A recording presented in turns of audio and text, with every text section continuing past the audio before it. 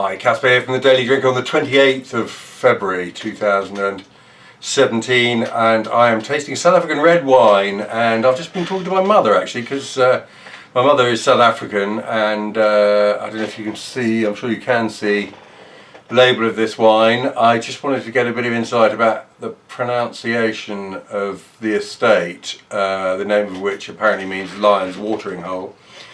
Mum suggested Leeuwenkuil might be a good idea, but so there we are. This is a Cinsault 2014. What are we looking at alcohol wise? 13, so you know, relatively okay. And this is a wine from Swartland. Now Swartland for many years was really regarded as the sort of jug wine centre of South Africa, where they produce just sort of glugging wines of little consequence, but most recently it's been a focus of the younger generations, the artisans, the ones that want to make sort of a name for themselves with really exciting wines. And actually some real, you know, the renaissance of South African wine that's taken place has largely been centred around Swartland, and this excitement has now been tempered by the fact that the government has given licences for sand mining in Swartland. So I think there's some concern over the future of the region as a wine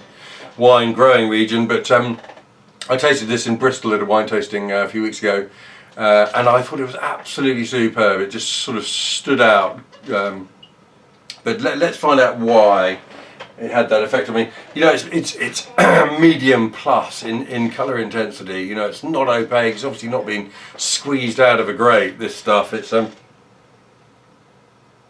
nose is sort of subtle and summery and a bit spicy and a bit sort of domestic raspberry and something a bit saline about it. It's sort of fresh and sort of bouncy and airy. It's got no sort of overly developed shoulders on the nose. It's just a lovely thing to smell, I must say. A bit of cherry. Absolutely super. Here we go, let's have a taste.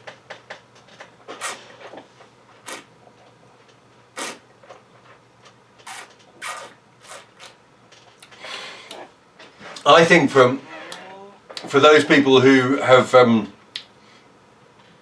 been drinking big alcoholic concentrated wines from, whether from Australia or south of France or Spain or wherever, I think possibly initial reaction to this might be that it's a bit sort of simple and lacking in guts, but I would urge you to have a close look at it.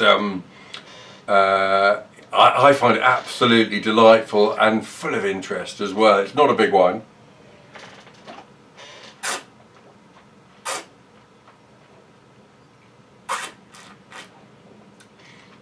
It's that paradoxical thing, you know, it's not a big wine and yet it's concentrated. It seems a little simple, and yet actually the more you look, the more you see it's got a saline, salted raspberry sort of fruitiness to it. It's got some tannins that, you know, start off being almost invisible and then sort of come up at first gently, just squeeze the tongue, and then after swallowing they remain there. That sort of squeeze sort of persists in interesting sustain. I think this is super wine by any means, and you know, it's got something that so many red wines that have really been made and thought about by the winemaker that they don't have. You know, it's got a massive drinkability. I mean, this is just such a delightful drink. It really is. It expresses Cinsault. I think it's the best sort of kind of face of non-premium South African wine that fills that gap between new and old world, and utterly delicious. There we are, 2014 Cinsault from Leeuwenkuil, and just a lovely wine and something dear to my heart, I must say. Lovely.